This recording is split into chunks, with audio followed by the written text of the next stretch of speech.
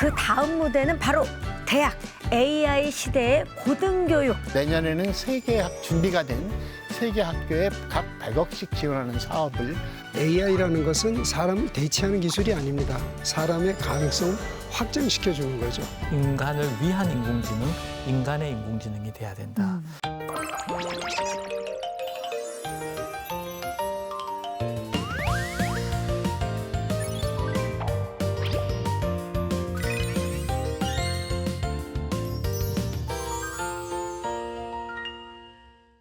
이제 AI 교육은 학교를 넘어 대학과 그리고 사회 전반으로 빠르게 확산되고 있습니다.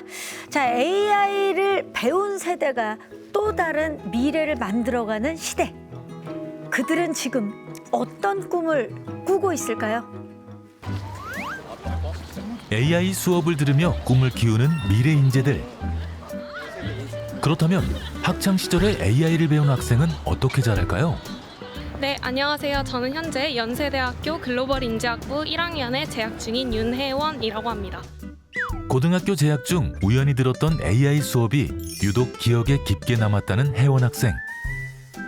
학교에 단풍이 되게 예쁘게 물들어 있어서 잠깐 앉았다가 경치를 감상하고 가도록 하겠습니다. 제가 고등학교 때 만들었던 AI 모델들을 좀 보여드리도록 하겠습니다.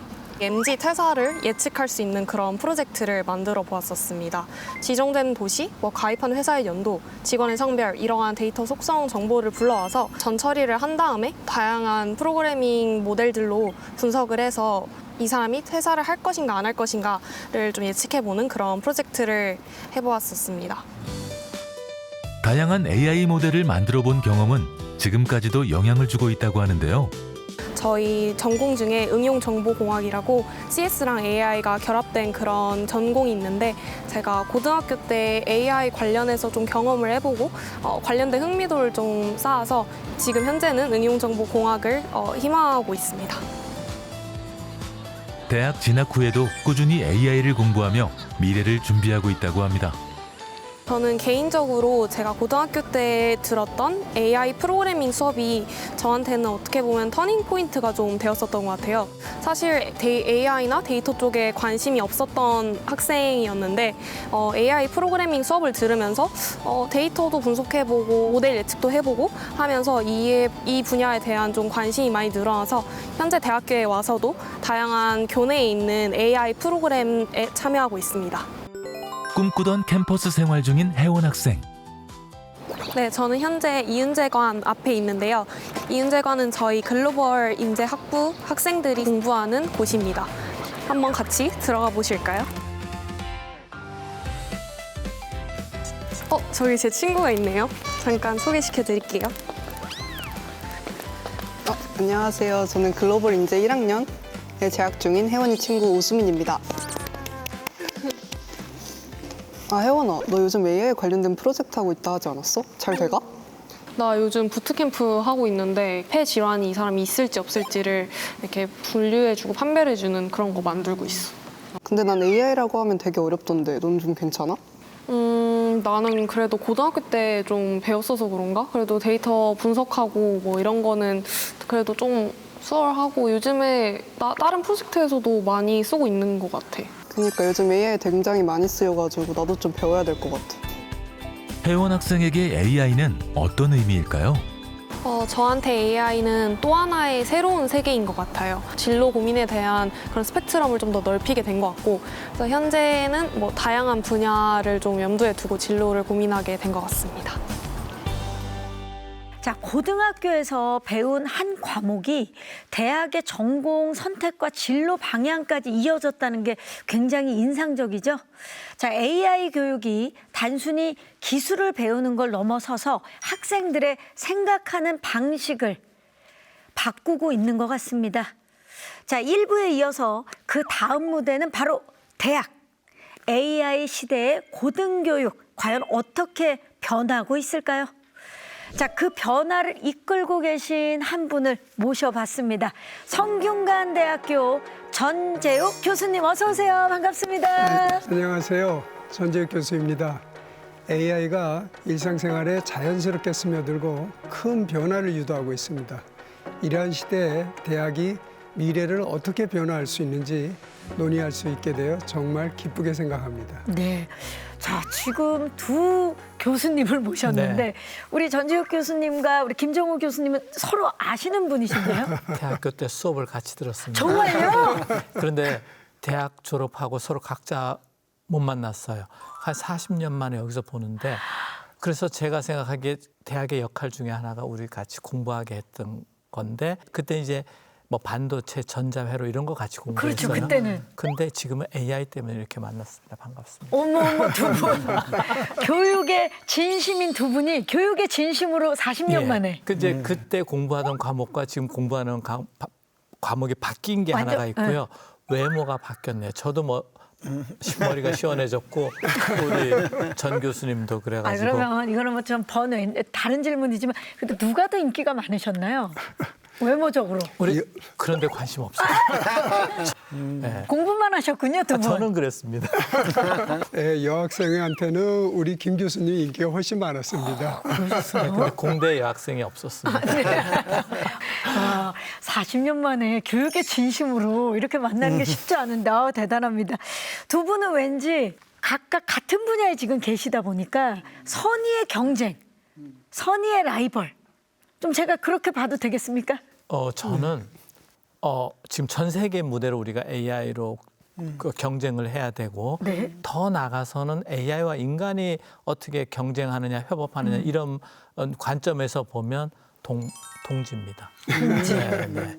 우리나라 AI 인재 양성 지금 두 분을 보니까 걱정 없겠다는 생각이 드는데 장관님은 어떠십니까? 이런 경쟁 반가우시지 않으세요? 네, 두 분 뵈니까 정말 아름다운 경쟁이라기보다는 아름다운 동반 관계, 협업. 예, 네. 그런 생각 들면서 왜 맨 앞에서 손 붙잡고 뛰어가는 그러면서 내가 옆에 있는 친구를 끌어야 될 텐데 아니야 내가 더 끌어줘야 될 거야 하면서 서로 상대를 배려하는 정말 아름다운 경쟁을 하고 계실 것 같은 느낌이 들고 얼마나 든든한지 모르겠습니다. 두 분 고맙습니다. 정말 이 AI는 이제 대학에서도 가장 뜨거운 키워드입니다. 네. 네, 지금 뭐 중학교, 고등학교뿐만이 아니라 대학에서도 굉장히 뜨거운 키워드인데 두 분 다 이 변화를 현장에서 직접 이끌고 계시는 분들이시잖아요.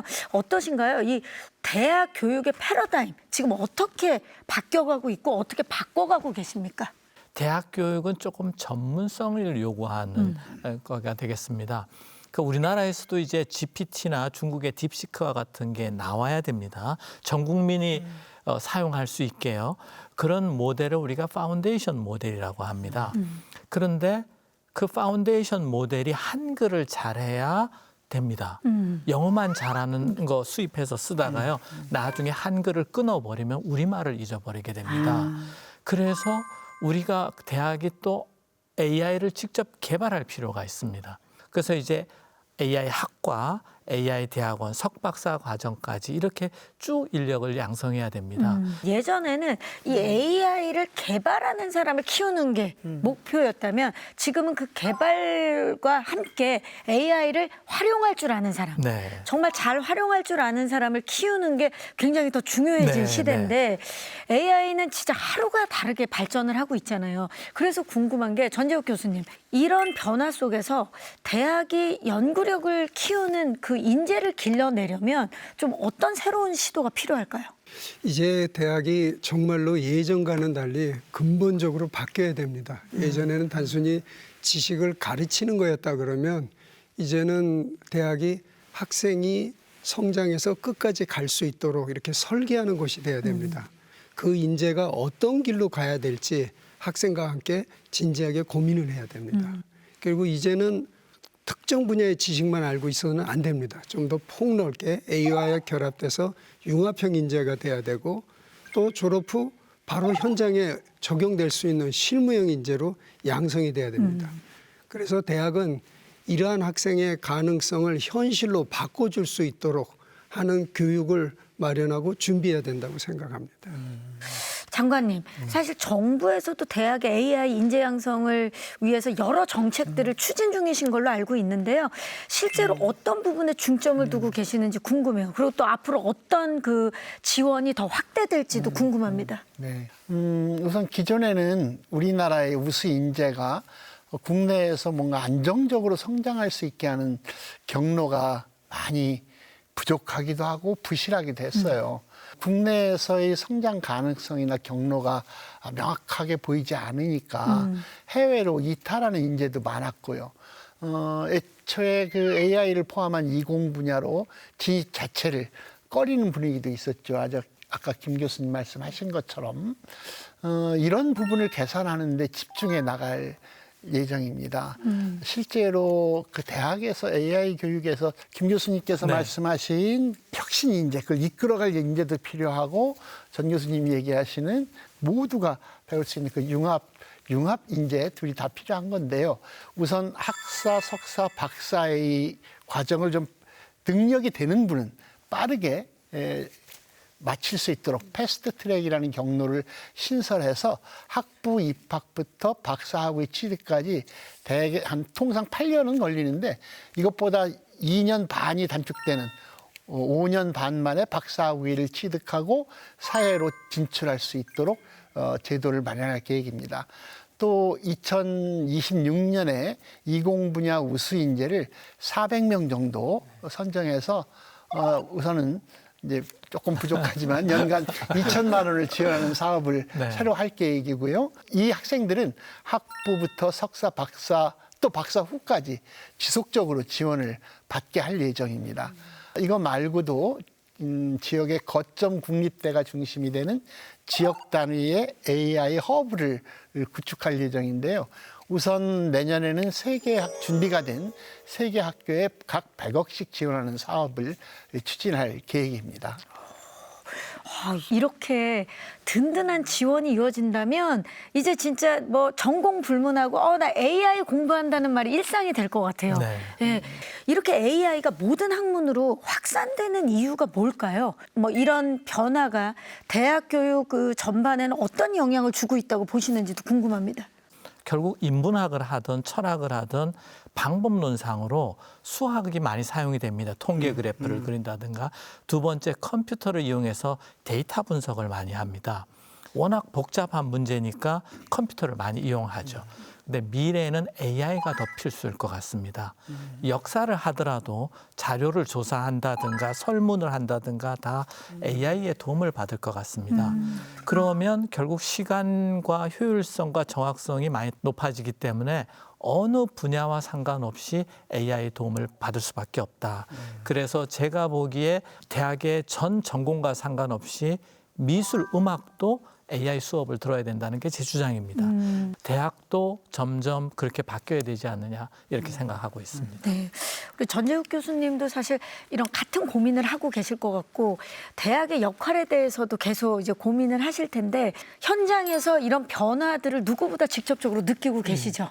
예전에는 뭐 AI는 특정 분야만 한다 그랬지만 이제는 모든 분야의 학생이 할 수 있습니다. 그리고 실제 학생들을 보더라도 정말 교수들이 생각하지 못한 문제를 들고 와서 이거를 AI로 풀면 어떨까요? 라고 들고 옵니다. 그럴 때 교수들 깜짝깜짝 놀랍니다. 그리고 교수가 특별히 뭐 세부적인 방법을 안 알려줘도 그걸 또 해결해 가지고 옵니다. 그래서 이제 대학이 아까 제가 말씀드린 대로 단순히 지식을 전달하는 공간 이게 아니고 과감하게 시도하고 또 실패하고 또 다시 도전할 수 있는 이런 공간으로 바뀌어야 됩니다. 사실 우리 이전 시대에 돌아가면 컴퓨터를 쓸 수 있는 사람하고 쓸 수 없는 사람으로 나눠졌던 시대가 있었습니다. 맞아요. 근데 이제는 윈도우즈가 등장해서 컴퓨터를 못 쓰는 사람, 그런 사람은 없습니다. 이제 AI가 이제 그런 시대에 접어든 겁니다. 그래서 아마 우리 장관님도 마찬가지고 박경림님도 마찬가지겠습니다만 이제 AI는 모두 다 쓰게 되고 쓸 수밖에 없고 그러다 보니 이제 대학은 과연 이걸 통해서 어떤 새로운 가치를 창조할 것인지 그런 새로운 가치를 창조할 수 있는 그런 학생을 어떻게 양성할 것인지 여기에 더 많은 고민을 하게 됩니다. 네. 자, 지금의 대학은 단순히 지식을 배우는 곳이 아니라 미래를 설계하는 실험실이 되고 있습니다. AI와 기술 그리고 열정이 만나는 그 현장 저희가 영상으로 준비해봤습니다. 현장으로 가보시죠. 경기도 수원에 위치한 한 대학교. 이곳에서 대한민국의 국가 경쟁력을 올려줄 혁신 인재를 양성하고 있다는데요. 데이터 세트를 수집하기 위해서 교수님이시다. 여러 보도 종류 중에서 집중하는 학생들, 어떤 수업을 듣고 있을까요? 네, 지금 자율주행 자동차와 관련된 수업을 진행하고 있습니다. 자동차 자율주행 시스템을 설계하는 미래차 수업이라고 하는데요. 기술이 진짜 몇 년 안에 정말 빨리 성장한 것 같아요. 네. 막 아니 챗GPT 처음 나왔다고 신기하다는 게 3년 전이에요. AI 모델 학습을 위한 데이터를 얻기 위해서 우리 나가서 데이터를 수집하도록 하겠습니다. 얼핏 보기에도 난이도가 있어 보이는데요. 실습까지 척척 해내는 학생들. 기계공학부, 소프트웨어학과. 학생들의 전공은 무엇일까요? 소프트웨어과입니다. 시스템 교육공학과입니다. 네, 저는 전자전기과학부입니다. 과가 모두 다르다? 이게 어떻게 된 일인지. 우리가 하는 교육이 미래차 부트캠프 교육이다 보니까 전자, 기계, 반도체, 소프트웨어, 시스템 경영, 산업공학 이렇게 5개 학과가 참여하고 우리 부트캠프라고 하면 원래의 뜻은 신병 훈련소를 의미하는데 짧은 기간에 고도의 역량을 키운다 이런 의미입니다. 따라서 미래차 부트캠프는 교육적인 의미에서 단기간에 몰입형 교육을 통해서 고급으로 미래차 분야의 인력을 양성하는 것입니다. 성균관대 미래차 부트캠프는 초급, 중급, 고급 3단계의 강좌가 있다고 하는데요. 실제 기업에서 일하는 연구원도 들을 만큼 현장에서 필요한 실질적인 내용 위주로 수업이 이루어져 있습니다. 그래서일까요? 학생들의 수준도 상상 이상이라고. 이러한 부트캠프 교육을 통해서 국내 나가서는 글로벌한 의미에서도 고급 인재로 양성될 수 있는 그런 학생들입니다. 100마디 말보다 눈으로 확인하는 게 빠르겠죠? 그동안 갈고 닦은 실력을 보여준다고 합니다. 마지막까지 꼼꼼히 확인한 후 미니카를 출발선에 세팅. 가시죠. 1, 2, 3. 출발! 거침없이 달리는 학생들의 미니카. 결과는 대성공! 정말 대단한데요. 준비를 해주고 계시고요. 네. 학생들의 작품으로 매년 자율주행 경진대회까지 열고 있다고 합니다. 반도체, 배터리, 디스플레이, 바이오, 통신 이걸 다 합치면 미래차입니다. 그래서 저희 미래차 부트캠프가 지향하는 것은 융합형, 종합형 인재를 키우고자 하는 것입니다. 미래차 부트캠프에서는 우리나라 미래차를 이끌 고급 인재를 양성하고자 합니다.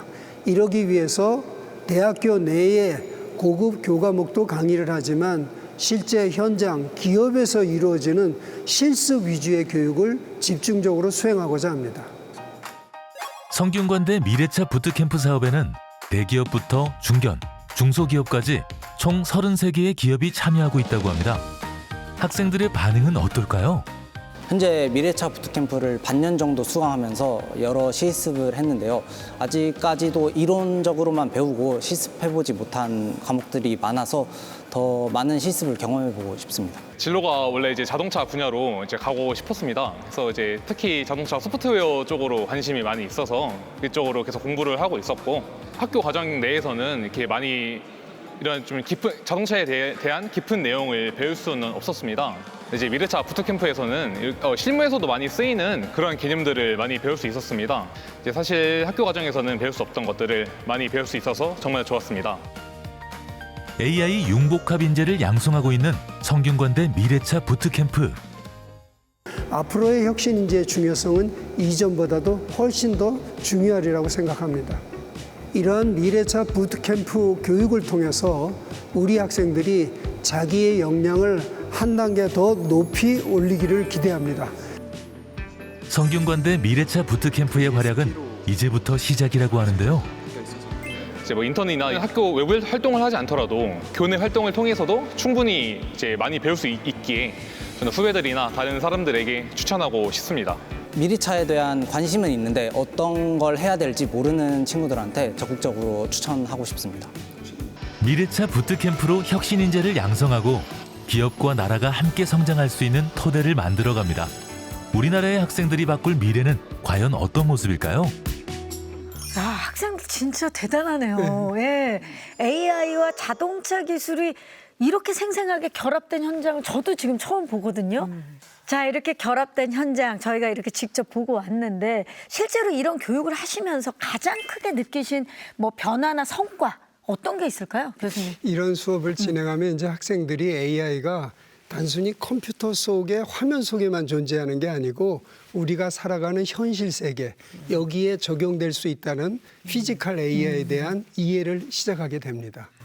이런 수업을 통해서 학생들이 AI가 우리 현실 세계하고 상호작용할 수 있구나. AI가 이런 현실 세계랑 상호작용하면 우리가 느끼지 못하는 이런 문제가 생기는구나. 이런 점을 느끼게 됩니다. 그래서 이런 수업을 하면서 학생들이 단순히 기술을 활용하는 거에 그치지 않고 자율주행 차량이라는 어떤 문제, 이거를 해결하려면 내가 어떻게 설계를 할까?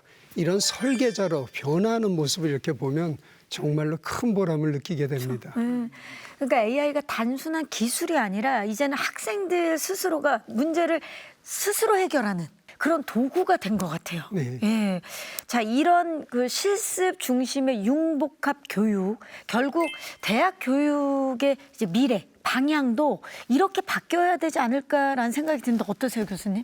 저희 연구실은 인공지능 반도체 중에 하나인 HBM 설계를 연구하고 있습니다. 그거를 AI로 해보고 있습니다. 사람이 설계하는 게 아니라 일부지만 AI가 자동으로 설계하도록 해보고 있습니다. 그걸 이제 AI 에이전트라고 그러는데요. 그 AI 에이전트하고 인간이 말을 할 수 있도록 LLM이라는 거를 또 거기다 붙였습니다.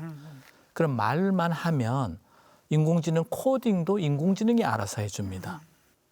그 코딩의 결과가 반도체 설계를 이렇게 해주고 있습니다. 지금까지는 우리가 인간이 명령을 주고 잘 수행을 합니다마는 인공지능과 인간을 넘나드는 그런 능력을 갖도록 이렇게 실습을 하는 거죠. 제 생각에 우리 대학 교육도 실습을 통해서 그런 과정을 거쳐야 되지 않을까 이렇게 생각합니다. 지금 장관님께서 진심으로 경청을 하고 계시는데 정부 차원에서도 뭐 이런 그 융합 인재 양성을 위한 계획이 분명히 있으실 것 같거든요. 어떻습니까, 장관님? 이제는 이제 다양한 분야하고 AI를 결합하는 인재를 양성하는 게 어떻게 보면 AI 기술을 제작하는 그 혁신 인재보다 더 중요할 수도 있겠다는 생각이 드는데요. 우선 초중고등학교 단계에서는 그 융합교육을 통해서 융복합적 사고를 활성화할 수 있게 지원할 계획입니다. 그리고 다양한 학문 분야와 AI를 연계한 교육과정 운영이 확산될 수 있게 대학이나 대학원의 학생 정원 같은 여러 가지 규제를 좀 완화해야 될 것 같고요. AID 전환 중점 전문대학 사업이나 AX 부트캠프 같은 재정 지원을 통해서 대학 안에서의 융합과정 운영도 촉진해 나가려고 하고 있습니다.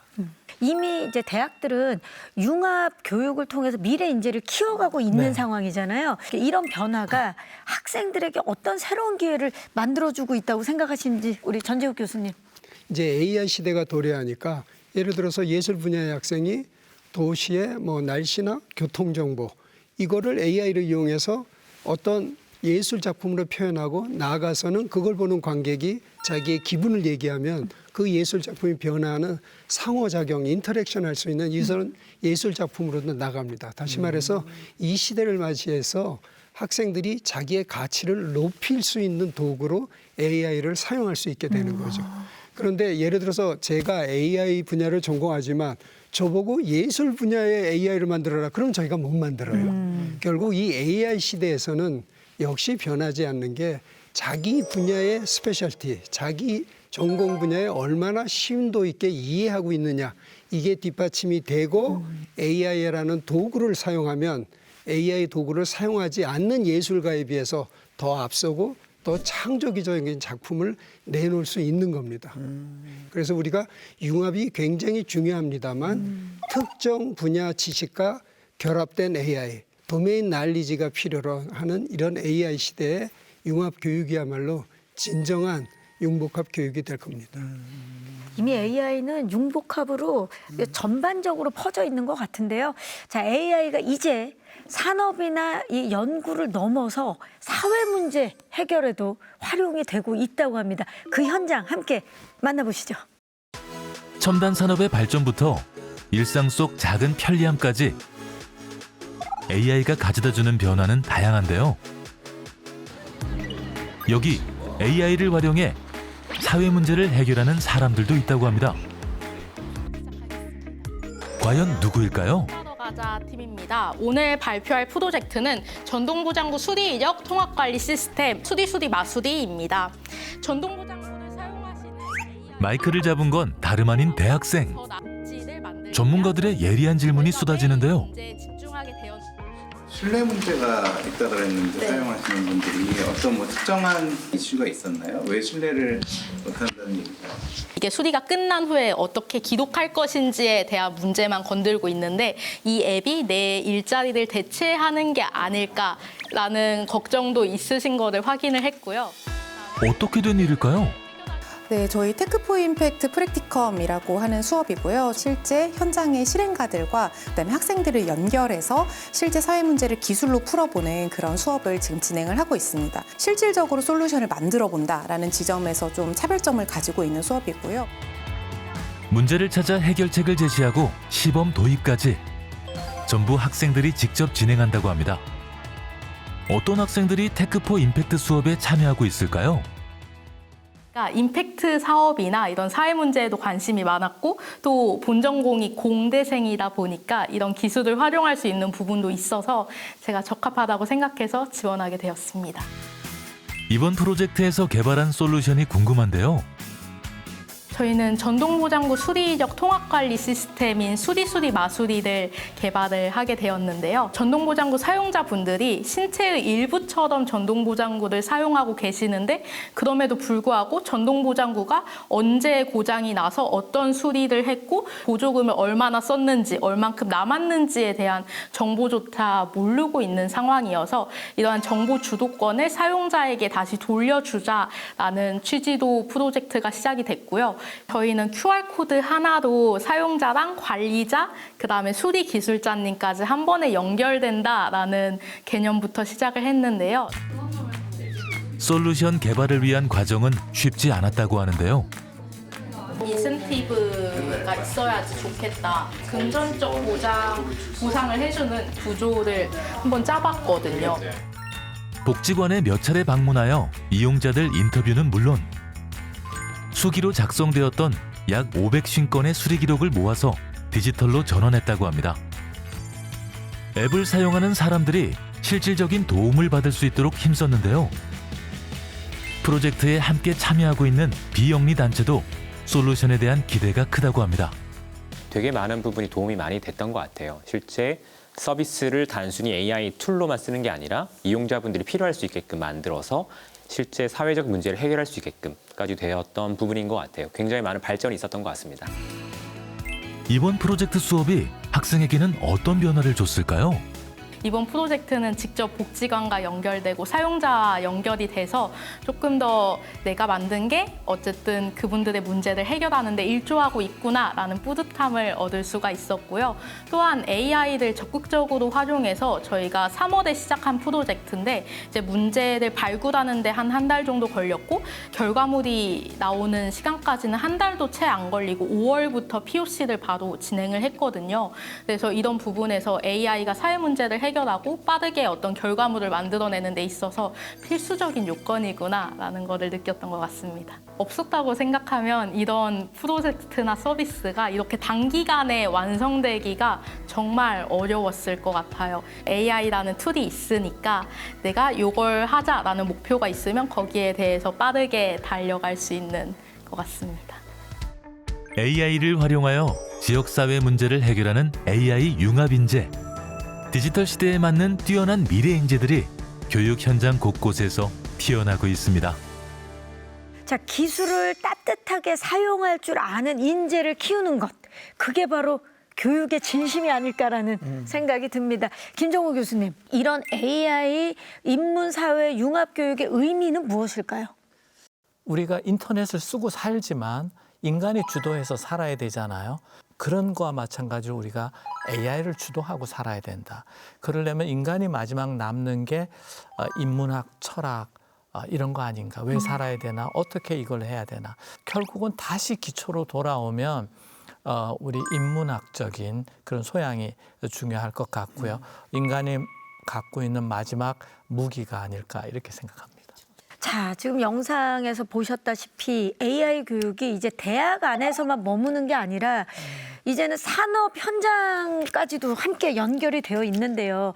대학과 기업이 함께 만드는 이런 교육 모델, 이 지역 산업이나 일자리에도 긍정적인 변화를 가져올 수 있을까요, 전재욱 교수님? 네, 그렇습니다. 지역 산업과 학교가 협력을 하면 서로 윈윈하는 모델이 됩니다. 학교 안에서 연구를 하다 보면 기업에서 산업에서 어떤 문제로 고민하는지 모르게 되거든요. 사실 연구에 있어서 가장 중요한 것이 문제를 정의하는 겁니다. 근데 이 학교 울타리 안에만 있다 보면 학교 내에서 정의할 수 있는 문제는 잘 대처를 하지만 실제 기업 현실 세계에서 어떤 문제가 존재하는지 모를 때가 많습니다. 그쵸.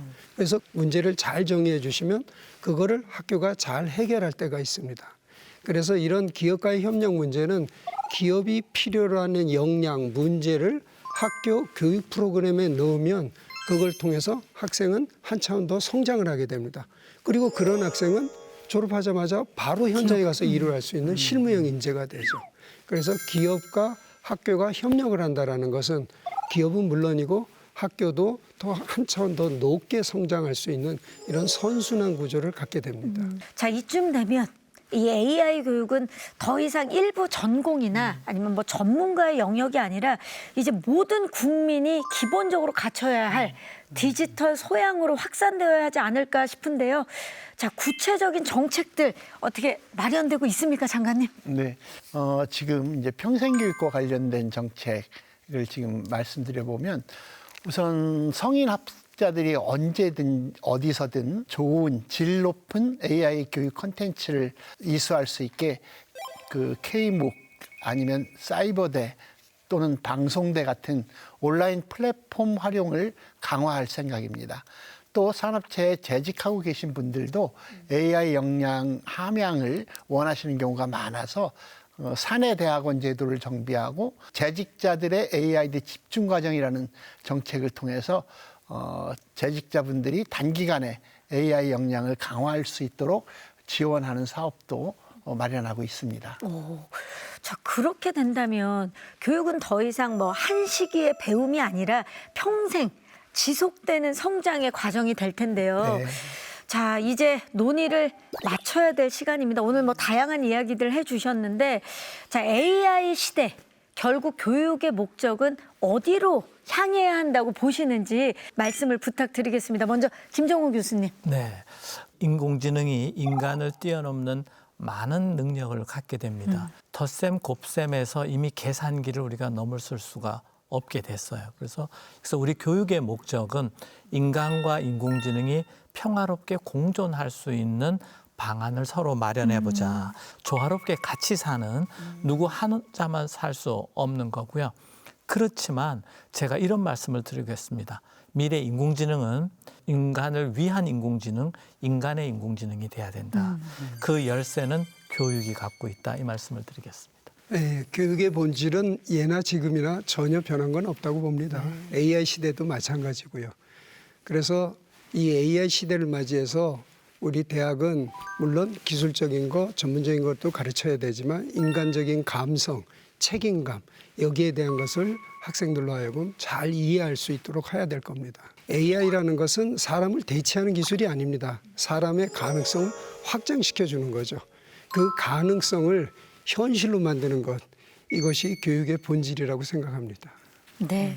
자, 오늘 이야기를 들으면서 AI 교육이 이제 더 이상 먼 미래가 아니라 지금 우리가 모두 함께 만들어가야 할 변화라는 거를 느꼈습니다. 자, 이와 관련하여 정부에서도 얼마 전에 새로운 방향을 발표하셨죠. 그 안에 또 어떤 비전이 담겨 있는지 무척 궁금한데 장관님, 국민들도 이 변화에 함께 참여할 수 있는 방법이 있을까요? 네.